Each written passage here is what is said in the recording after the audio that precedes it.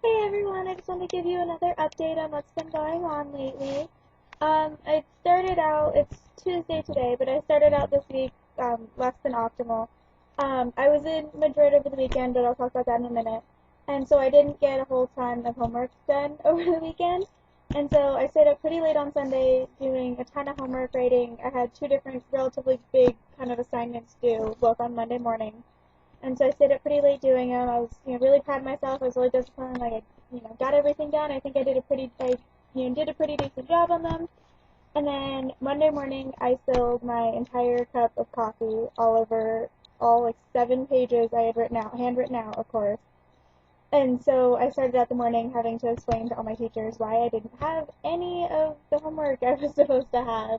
And I have to redo it by tomorrow, the next time I see my professor. So that's really, really unfortunate. And of course, I was carrying around. I didn't just want to show up and be like, "Oh, I spilled coffee, but I can't like prove it," or that just sounds like an excuse. So I actually had like a grocery bag with all of these papers, and it's just like dripping coffee, and it was like an absolute disaster. Pretty sure both of my professors were like, "Why do you have this with you? Like, why? What are you doing? Like, what is wrong with your life?" But I mean, obviously, that's you know, I guess I could have not spilled it, but that's kind of life. I tend to spill things, and I'm actually learning to stress about those things a little less because most of Spain is just they don't tend to stress about things nearly as much, and they actually almost kind of like laugh at a lot of the bad things that happen in life. That just kind of life's gonna go on and things suck a lot, but you can either laugh at it or that's that. And life's the only thing you're ever gonna do, so you might as well not stress about it too much. And it's kind of interesting because they laugh at a lot of things that because they're just kind of more easygoing about it. They laugh at a lot of things that I could never imagine like laughing at or making jokes out of. And one of the first times I noticed that was Cesar was um, we were watching the news during dinner, and there was a story about this guy who was having a heart attack and was in the ambulance, and then his ambulance hydroplaned and he crashed, and so he's now having a heart attack, like dying on the side of the road while his ambulance like burns up. And my first response was like, oh my gosh, this poor guy, like that's horrible, like how could that happen to you? And Cesar's first response was like, haha, who did he piss off? Like what happened to him? His life sucks, and was like laughing at it. And so it's kind of like a bunch of really bad stuff happens, but there's not really anything you can do to change it, so you might as well just keep, do what you need to do and keep going. Which is, so for any of you guys who know me well, that's kind of the opposite of how I've tended to live my life the last 10 years or so.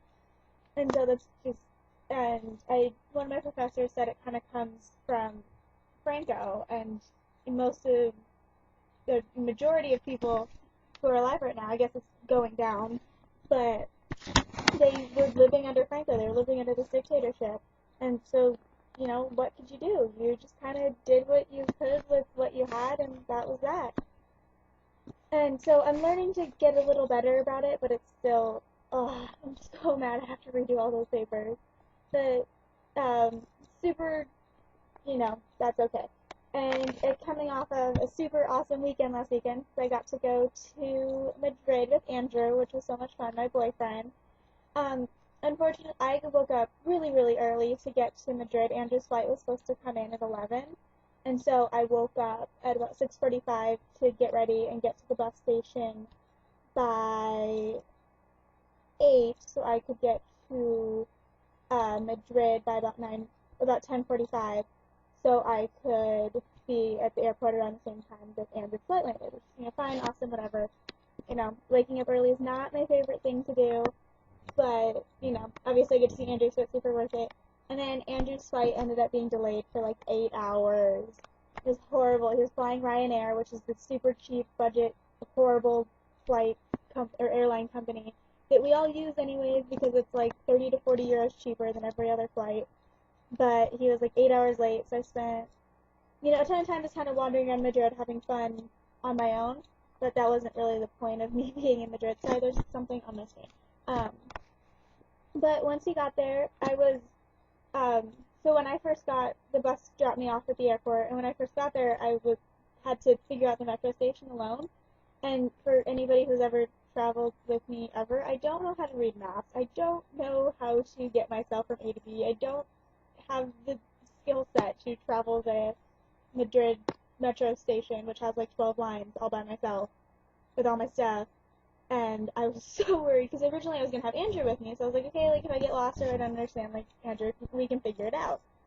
And then all of a sudden it was like, just kidding, Michelle has to figure it out all by herself. And I did it. I did amazing. Like I was able to get myself not only through the metro station, but then I had to read the map and find the hotel as well. So I was able to do all of that all myself. It was like kind of one of those moments. I was like, oh, like I actually have like learned new skills while I've been here. So there's no way. Like 2 years ago, I could have figured out an entire metro system and looked at this big map with all these lines and been like, okay, I'm here and I need to be here-ish, and I wasn't even sure. The hotel's website was down when I was trying to look at what metro stop I needed to get off at. So I wasn't even 100% positive I was getting off at the right metro station until I got to the hotel and was like, hey, this is the right hotel. I finally know what's going on with my life. But so it was just total chaos, but it ended up being fine. And then once Andrew finally got there, I was super excited. It was kind of rainy and gross, and just started off was like horrible. So I was like, it's raining. I'm in this city, and my boyfriend's not here. And as much as I did an awesome job at the metro, but I didn't want to be spending another 6 hours sitting around by myself waiting for Andrew to get here or get there. But once he got there, the weekend totally turned around, and we had a ton of fun, even though we lost more or less the entire day on Friday. By the time we got back to the hotel and he got unpacked and we ate dinner, it was too late to see anything, really do anything. So, yeah, that was unfortunate. But Saturday, we had a ton of fun. We saw an Egyptian temple, which is actually really, really cool. It's like 3,000 years old. This Egyptian temple. It's called Temple or Temple de Debod. And I guess the story is that Egypt, I don't remember how long ago, a while ago, there were a bunch of floods and all of their temples and just everything was going to be completely just flooded and wiped out. And so Spain and a bunch of other European countries sent people and money and just whatever you would need to, kind of help block one of the rivers is flooding. So block the river and redivert the river and, do what you needed to do to save all these temples. And so in gratitude, Egypt took all these temples and took them apart stone by stone and transported them to these different countries and then rebuilt them as kind of a thank you for saving all of these. There were modern cities as well as temples and all kinds of stuff. And that includes the 3,000-year-old Temple de Debod that is now in Madrid. And so that was really, really cool. You got to go inside the temple, and there's a bunch of just really cool old stuff. And I never thought I would see an Egyptian temple in Spain, but it was really, really awesome. And then Andrew and I also found a sci-fi museum, which was really, really cool because they're both relatively sci-fi-y. And including, I got to see the original mask used in V for Vendetta, the one used in the movie that, oh my gosh, it's so cool. And I got to take a picture of it, which unfortunately is on Andrew's phone. Pretty much all the pictures we took are on Andrew's phone, which is right here with me, that I can't get into or connect to the internet or do anything with. But I ended up with his phone, so pictures will go up after I see him in Florence in 2 weeks, which is really exciting. Talk about travel in a minute. And we went to a ton of other museums, art museums, stuff like that. We saw the Royal Palace, which is really, really cool. I mean, we can't really go in it or go meet the royal family or anything, obviously. But, it's this big, huge Royal Palace. It's actually in a little bit of scandal right now because the Spanish royal king, I think, okay, so I was talking, Manuel was explaining it to me in Spanish. I don't always understand perfectly. But I'm pretty sure the royal king got caught with another younger girl going on all these trips using Spanish taxpayer money.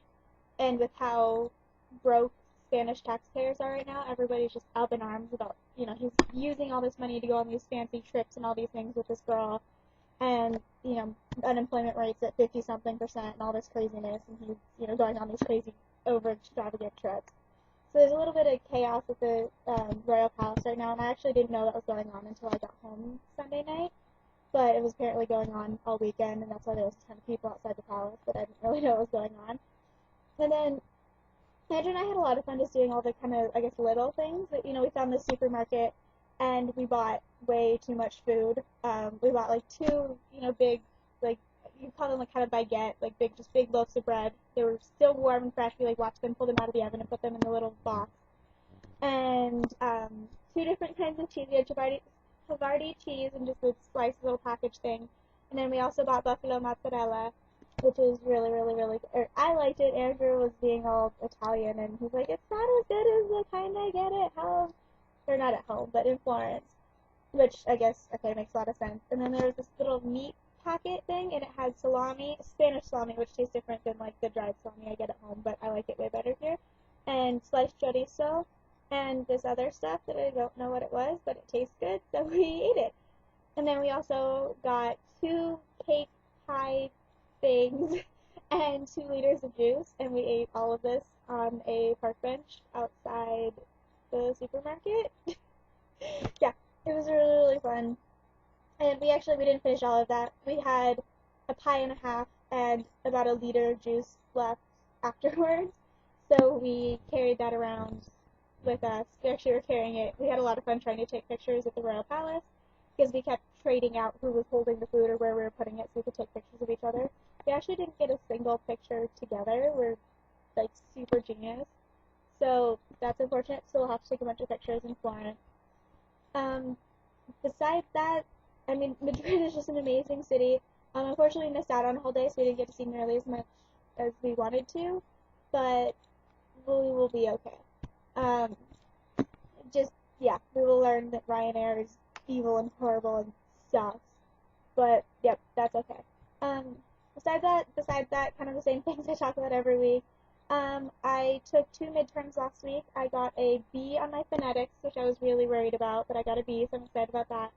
And then I got my other midterm back today, and I got an A in my women's history class, which is really, really exciting. So I was kind of nervous about it because going into it, I felt really confident, and then taking it, I was like, I feel like I don't know anything. I'm missing so much. Like, there's so much more that she talked about that I just can't. Either I remembered it and I couldn't figure out how to say it in Spanish, or I didn't remember. I was like, it's something to do with this, but I don't remember and I don't know how to say it. And so it was just one of those tests that the whole time I felt like I was just not doing well.